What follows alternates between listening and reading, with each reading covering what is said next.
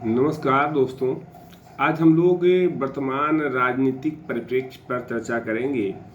हम लोग भी डिबेट सुनते रहते हैं, तो कांग्रेस के नेता आचार्य प्रमोद कृष्ण का वक्तव्य मुझे बहुत अच्छा लगता है कि विपक्ष में रहते हुए भी जो सही काम सरकार के होते हैं उसकी वो सराहना करते हैं। और एक बात बहुत स्पष्ट जो कि विपक्षी दलों के समझ में नहीं आता है उसको वो बेबाकी से रखते हैं।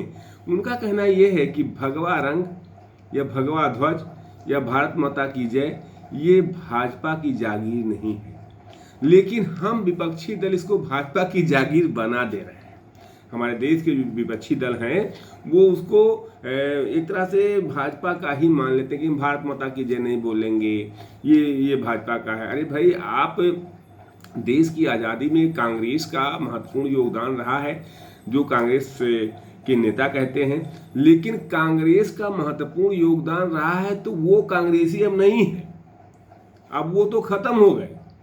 अब उनके नाम पर आप देश को लूट नहीं सकते हैं, उनके नाम पर आप देश को गुमराह नहीं कर सकते हैं, उनके नाम पर आप बहुत दिनों तक नहीं चल सकते हैं। किसी का पिताजी किसी के आईएएस थे तो बेटा भी आईएएस नहीं हो जाता है, वो मेहनत करेगा तब आईएएस बनेगा, पिताजी के नाम पर आईएएस नहीं बन जाएगा। ये हमें विपक्षी पार्टियों को समझना होगा। नंबर 2, दूसरी बात ये है कि जो लोग ये कहते हैं कि लोकतंत्र पे हमला है, लोकतंत्र की हत्या है, हर बात में लोकतंत्र की हत्या हो रही है। अगर लोकतंत्र की हत्या होती तो आप बोलते, आपके बोलने पर प्रतिबंध नहीं होता। आप इतना हंगामा करते हैं, इतना बोलते हैं, उसके बाद लोकतंत्र की हत्या है कहते हैं। चुने हुए सरकार, अरे वो भी तो चुने हुए हैं ना भाई। माननीय नरेंद्र मोदी भी चुन करके आए हैं, कोई कांग्रेस की या विपक्षी दलों की कृपा पर प्रधानमंत्री नहीं है, उनके विरोध के बावजूद प्रधानमंत्री हैं और दो बार से हैं और तीसरी बार फिर आने जा रहे हैं। अगर यही नीति रही, अगर यही व्यवस्था रही तो तीसरी बार फिर आने जा रहे हैं।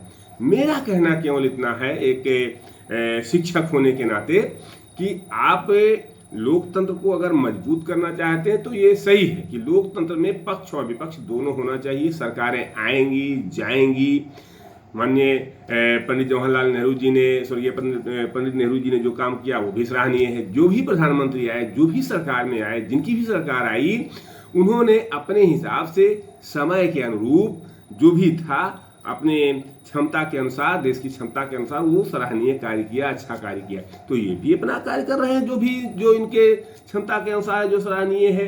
तो जो सही कार्य है उस कार्य की तारीफ की जानी चाहिए, विरोध होना चाहिए लेकिन उस कार्य की तारीफ की जानी। हर कार्य में कोई काम ये कहते हैं उस पर अड़ंगा, कोई कार्य ये कहते हैं उस पर अड़ंगा, कोई कार्य प्रधानमंत्री सही से सही का, अगर प्रधानमंत्री जी कहें कि देश के विकास के लिए, तो आप उनका विरोध करते करते आप देश के विरोध में आ जाते हैं। इससे बचना चाहिए, क्योंकि कांग्रेस को ही नहीं बल्कि विपक्षी दलों को भी मजबूत होना उतना ही आवश्यक है जितना कि सत्ता पक्ष को मजबूत होना आवश्यक है। हम इस बात को पूर्णतः मानते हैं, सब लोग मानते हैं, पूरा देश मानता है। लेकिन विपक्ष की जो राजनीति है, विपक्ष की जो कारनामा है, विपक्ष जो गुमराह करने की कोशिश कर रहा है, वो कतई स्वीकार्य नहीं है। और देश की जनता सब देख रही है, देश की जनता अब बोलती नहीं है। पहला अवसर है कि जब पहले होता क्या था कि जनता सड़क पर रहती थी, नेता लोग आराम करते थे। अब नेता लोग सड़क पर है, जनता आराम कर रही है। ये अवसर, इसको देश के मूड को समझिए, देश के बदलाव को समझिए।